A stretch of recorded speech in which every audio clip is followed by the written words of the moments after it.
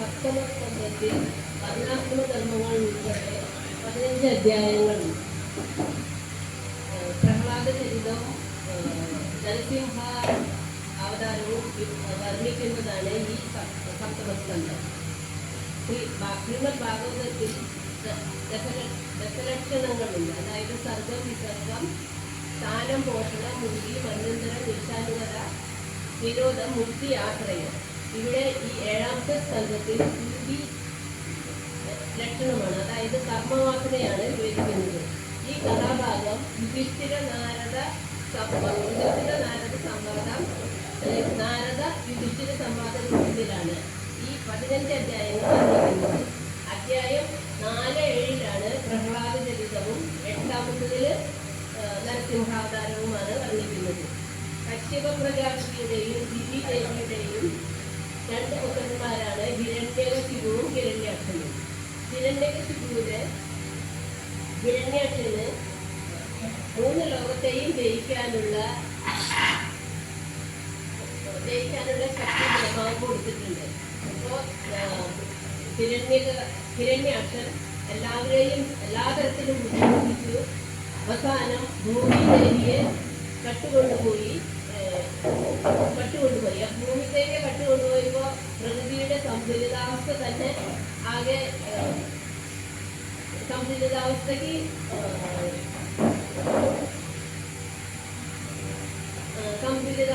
ശരിയായ നിലയിലായില്ല. അപ്പോൾ എല്ലാവരും കൂടി പ്രാർത്ഥിച്ചു ഭൂമിദേവിയെ തിരിച്ചു കൊണ്ടുവരാനായിട്ട്. മഹാവിഷ്ണു വരാഹാവതാരമെടുത്ത് ഭൂമിദേവിയെ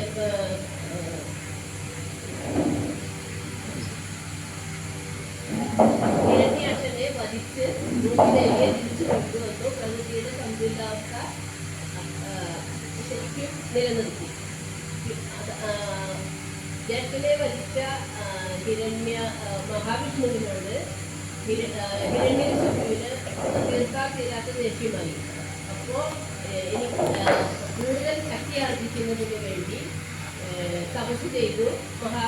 ശ്രീഹരിയെ വിഷ്ണുവിനെ തപസ് ചെയ്ത് കഠിന തപസ് ചെയ്ത് അവസാനം വിഷ്ണു പ്രത്യക്ഷപ്പെട്ട് ബ്രഹ്മാവ് പ്രത്യക്ഷപ്പെട്ട് എന്ത് വരം വേണമെന്ന് ചോദിച്ചു. വരം വേണമെന്ന് ചോദിച്ചപ്പോൾ എൻ്റെ മൂർത്തികളാരും കൊല്ലാൻ പാടില്ല, എനിക്ക് മരണം ഉണ്ടാവാൻ പാടില്ല, ബ്രഹ്മാവ് കൊല്ലരുത്, വിഷ്ണു കൊല്ലരുത്, ശിവൻ കൊല്ലരുത് എന്ന് പറഞ്ഞു. അപ്പോൾ മഹാവിഷ്ണു പറഞ്ഞു, ജനിച്ചാൽ മരിക്കും, ഉള്ളത് നശിക്കും. അപ്പോൾ തിരിച്ച് ഹിരണ്യകശിപു പറഞ്ഞു, എന്നെ മനുഷ്യൻ കൊല്ലരുത്, ദേവൻ കൊല്ലരുത്, പകൽ കൊല്ലരുത്, രാത്രി കൊല്ലരുത്,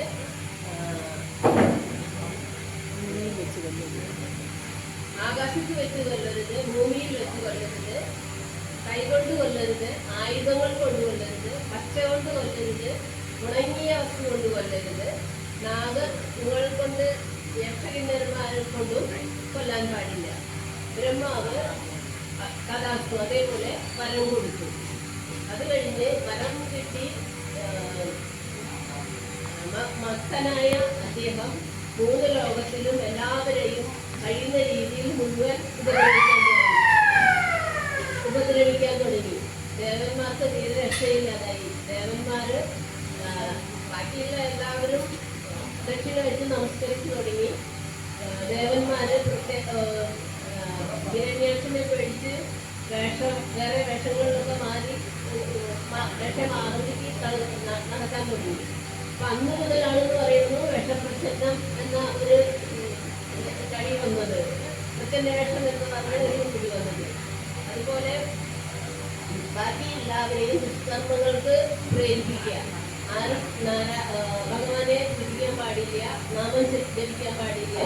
അങ്ങനെ ഹിരണ്യകശിപുവിന് ഹയാതുവിലുണ്ടായ പുത്രനാണ്. 4 പുത്രന്മാരും ഒരു പുത്രിയും. 4 പുത്രന്മാരുടെ സംഹാരൻ, പ്രഹ്ലാദൻ ലാസ്റ്റ് കുട്ടി. പിന്നെ ഒരു പെൺകുട്ടിയുണ്ട്, സിംഹിക എന്ന് പേരായി. പ്രഹ്ലാദൻ ഒരു വിശേഷപ്പെട്ട കുട്ടിയായിരുന്നു. ജനിച്ചപ്പോൾ തന്നെ വാസുദേവ ഭഗവാനിൽ നിന്ന് നൈസർഗികമായ ഒരു രചി പ്രഹ്ലാദനും ഉണ്ടായിരുന്നു. പ്രഹ്ലാദനെ കൃഷ്ണനാകുന്ന ഭൂതം ബാധിച്ചതാണ് എല്ലാവരും പറയുന്നത്. പ്രഹ്ലാദൻ എന്തിലും ഭൂമിയിലും ഭൂമിയിലും ഭൂമിയിലും സർവ്വ ജീവജാലങ്ങളിലും ഭഗവാനുണ്ടെന്ന് വിശ്വസിക്കുന്ന കുട്ടിയാണ് പ്രഹ്ലാദൻ. എപ്പോഴും ചിലപ്പോൾ കൊട്ടിക്കരയും, ചിലപ്പോൾ ആടും പാടും, നൃത്തം ചെയ്യും, എല്ലാം ചെയ്യും. ഇങ്ങനെ 5 വയസ്സുള്ള ഈ കുട്ടി 5 വയസ്സുള്ളപ്പോൾ രാജാവ് തീരുമാനിച്ചു പ്രഹ്ലാദന് വിദ്യാഭ്യാസം കൊടുക്കണമെന്ന്. അന്ന് പണ്ട് കാലത്തൊക്കെ രാജകൊട്ടാരത്തിൽ തന്നെ പാഠശാല ഉണ്ടാവും, ഗുരുക്കന്മാരെ കൊണ്ടുവരും. അങ്ങനെയാണ് പ്രഹ്ലാദന് വിദ്യാഭ്യാസം കൊടുക്കാൻ തീരുമാനിച്ചത്. പ്രഹ്ലാദനെ ശുക്രാചാര്യനായ അസുരൂർ ശുക്രാചാര്യനെ കൊണ്ട് വിദ്യ കൊടുക്കാൻ തീരുമാനിച്ചില്ല. അവരുടെ മക്കളായ ചണ്ടാനും അമർക്കനും അവരെ കൊണ്ടുവന്നു. കുറച്ചുകൂടി നവീന രീതിയിലുള്ള വിദ്യാഭ്യാസം കിട്ടട്ടെ എന്ന് വിളിക്കുന്നത്. അപ്പോൾ വിദ്യാഭ്യാസം കൊടുക്കുന്ന സമയത്ത് പറഞ്ഞു 4 കർമ്മങ്ങളുണ്ട്. ധർമ്മം, അർത്ഥം, കാമം. മോക്ഷം മാത്രം പഠിപ്പിക്കരുത്. ധർമ്മം, അർത്ഥം, കാമം ഇവരെ അതിന് മാത്രമാണ് കുട്ടികളെ കുട്ടിയെ പഠിപ്പിക്കാൻ പാടുള്ളൂ എന്ന് പറഞ്ഞു. അങ്ങനെ ചന്ദനും അമർത്തനും പ്രഹ്ലാദന് വിദ്യാഭ്യാസം കൊടുത്തു. അവർ പഠിപ്പിക്കും. പക്ഷെ അവർ പഠിപ്പിക്കുന്നതൊന്നും പ്രഹ്ലാദന് ശ്രദ്ധ വയ്ക്കാറില്ല. പ്രഹ്ലാദന് എപ്പോഴും നാരായണ എന്നുള്ള നാമം മാത്രമേ ഉള്ളൂ. നാരായണ നാരായണ നാരായണ നാരായണ. കുട്ടികളെയും എല്ലാവരോടും എപ്പോഴും ഗുരുക്കന്മാരുടെ കണ്ടു തരിക. പ്രഹ്ലാദൻ നാരായണൻ തന്റെ മറ്റു കുട്ടികളോടും നാരായണന്റെ കഥകളും പറഞ്ഞു കേൾപ്പിക്കും. നാരായണ നാമം ജപിച്ച് പഠിപ്പിക്കുകയും ചെയ്യും. കുറച്ച് 2-3 മാസത്തിന് ശേഷം രാജാവ് വന്നു. കുട്ടി എന്തൊക്കെ പഠിച്ചു എന്നറിയാൻ വേണ്ടിയിട്ട് വന്നപ്പോൾ കുട്ടിയോട് ചോദിച്ചു. കുട്ടിയെ മടിയിലിരിച്ച് ചോദിച്ചു, എന്താണ് മോൻ പഠിച്ചത്? അപ്പോൾ കുട്ടി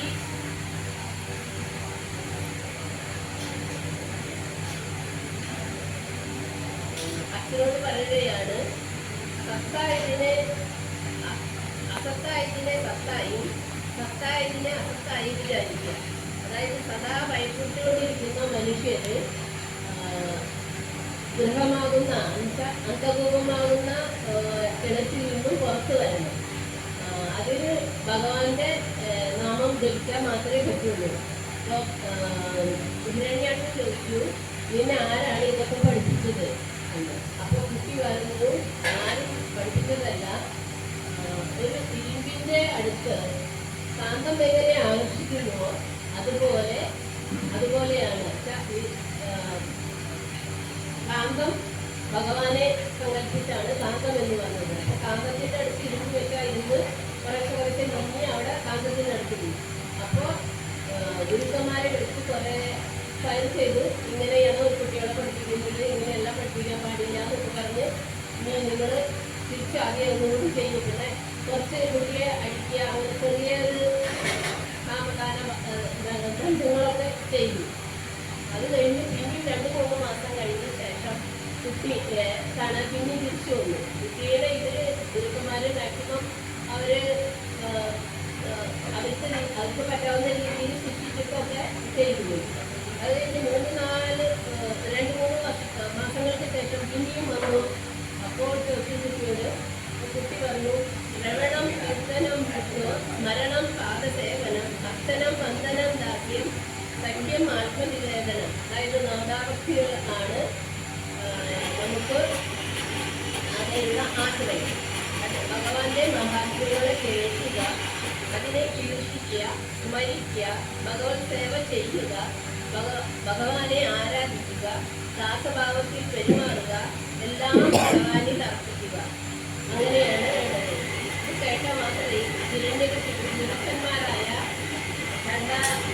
രണ്ടിനെയും അമർഷനെയും വിളിച്ചു വെച്ചു. ആരാണ് അതിന് ഇത്തരത്തിലുള്ള ദുർബുദ്ധി ഉപദേശിക്കുന്നത്? അപ്പോൾ പ്രഹ്ലാദൻ പറഞ്ഞു, മഹാത്മാക്കളുടെ അനുഗ്രഹം കൊണ്ട് മാത്രമേ ഭഗവാനിൽ ഭക്തിയുണ്ടാകൂ. ഭക്തിയുണ്ടായാൽ ഇതെല്ലാം സ്വമേധയാ മനസ്സിലുണ്ടാകും. കേട്ട ഹിരണ്യകശിപുവിനെ ഹിരണ്യകശിപു മകനെ താഴേക്ക് തള്ളിയിട്ട് രാക്ഷസന്മാരോട് കൽപ്പിച്ചു ഇവനെ കൊണ്ടുപോയി കൊല്ലാൻ. രാക്ഷസന്മാർ ഇവനെ കൊണ്ടുപോയി വലിയ കുന്നിൻ്റെ മുകളിൽ കൊണ്ടുപോയി അവിടെ തട്ടിയിട്ടു, കൊക്കയിലേക്കിട്ടു, മധ്യാനയെ കൊണ്ട് ചവിട്ടിപ്പിച്ചു, സർപ്പങ്ങളെ കൊണ്ട് വിഷസർപ്പങ്ങളെ കൊണ്ട് കഴിപ്പിച്ചു, വിഷം പുരണ്ട ഭക്ഷണം കൊടുത്തു നോക്കി. എന്തിനും പ്രഹ്ലാദന് ഒരു മാറ്റം ഉണ്ടായില്ല. പ്രഹ്ലാദന് അതേപോലെ തന്നെ ഭക്തിയോടുകൂടി തന്നെ ഇരുന്നു. പ്രഹ്ലാദന് ഒന്നും സംഭവിച്ചില്ല. പ്രഹ്ലാദന്റെ ഉള്ളിൽ ഭഗവാനുണ്ട്. എല്ലാത്തിലും സർവ്വജീവജാലങ്ങളിലും പ്രഹ്ലാദൻ കാണുന്നത് ഭഗവാനെയാണ്. അതായത് കൃഷ്ണനെന്ന ഭൂതം, കൃഷ്ണനായ ഭൂതം ഭഗവാനെ പ്രഹ്ലാദനെ ബാധിച്ചിരിക്കുകയാണ്. അപ്പോൾ കൃഷ്ണനിൽ ഉറച്ച ഭക്തിയുണ്ട്. ഭഗവാന്റെ ശ്രീഹരിയിൽ മഹാവിഷ്ണുവിൽ ഉറച്ച ഭക്തിയുള്ള പ്രഹ്ലാദന് ഒന്നും സംഭവിച്ചില്ല. അപ്പൊ നമ്മളും അതുപോലെ തന്നെ ഭഗവാനെ എന്താ പറയാ, ഏറ്റവും ഉത്തമമായിട്ട് ഏറ്റവും കൂടുതൽ വേറെ ഒരു സംശയം വിചാരിക്കാതെ നമ്മൾ ഭഗവാനെ കഴിക്കാൻ നമുക്കും ഇതേപോലെ തന്നെ എല്ലാ അനുഭവവും ഉണ്ടാവും. അപ്പോൾ രാജാവ് പ്രഹ്ലാദന് ഒന്നും സംഭവിച്ചില്ല എന്ന് മനസ്സിലായപ്പോൾ രാജാവ് വളരെ ദേഷ്യപ്പെട്ട് കുട്ടിയോട് ചോദിച്ചു, നിന്റെ ശ്രീഹരി എവിടെയായിരിക്കുന്നത് എനിക്ക് കാണിച്ചത്. അപ്പം കുട്ടി പറഞ്ഞു, തോണിയിലും മുരുകിലും സകല ചരാചരങ്ങളിലും ശ്രീഹരി ഇരിക്കുന്നുണ്ട്. അപ്പോൾ ഹിരണ്യകശിപു വളരെ ദേഷ്യത്തിൽ കണ്ണൊക്കെ വന്ന് വാള് പുറയിൽ നിന്നെടുത്ത് തുണിയിലങ്ങ് വെട്ടിയപ്പോൾ അതിൽ നിന്ന് നമ്മുടെ നരസിംഹമൂർത്തി പുറത്തേക്ക് ചാടി ഹിരണ്യകശിപുവിനെ, അതായത് ആ സമയം സന്ധ്യാസമയമാണ്, സന്ധ്യാസമയമാണ്. അപ്പോൾ ഭഗവാൻ കൊടുത്ത വരം ശരിക്കും അതേപോലെ തന്നെ പാലിക്കേണ്ടതാണ്. അപ്പോൾ സന്ധ്യാസമയത്ത് നരസിംഹം ഹിരണ്യകശിപുവിനെ എടുത്ത് ഉമ്മറപ്പടിയിൽ തൻ്റെ മടിയിൽ കിടത്തി നഖങ്ങൾ കൊണ്ട് മാറ് പിളർന്ന് രക്തം കുടിച്ചു, കുടൽമാല ചൂടി, അങ്ങനെ അട്ടഹസിച്ച് കണ്ണുകളൊക്കെ ചോദിച്ച് മുടിയൊക്കെ ഭയങ്കര സ്വർണ്ണാഭരണത്തിലുള്ളതാണ് നരസിംഹത്തിൻ്റെ. അപ്പം എല്ലാവരും നരസിംഹരൂപിയെ കണ്ട് ഭയാനകമായ രൂപം കണ്ട് എല്ലാവരും പേടിച്ചു. ലക്ഷ്മി ദേവി പോലും ഭഗവാന്റെ അടുത്ത് വരാൻ പേടിച്ചു. അപ്പോൾ ബാക്കിയുള്ള ദേവന്മാർ പറഞ്ഞു പ്രഹ്ലാദനോട്, കുട്ടി നീ തന്നെ പോയി ഭഗവാന്റെ അടുത്ത് പോകും. നരസിംഹത്തിൻ്റെ അടുത്ത് പോയപ്പോൾ പ്രഹ്ലാദനെ എടുത്ത് വടിയിൽ വെച്ച് നരസിംഹം ശാന്തസ്വരൂപിയായി.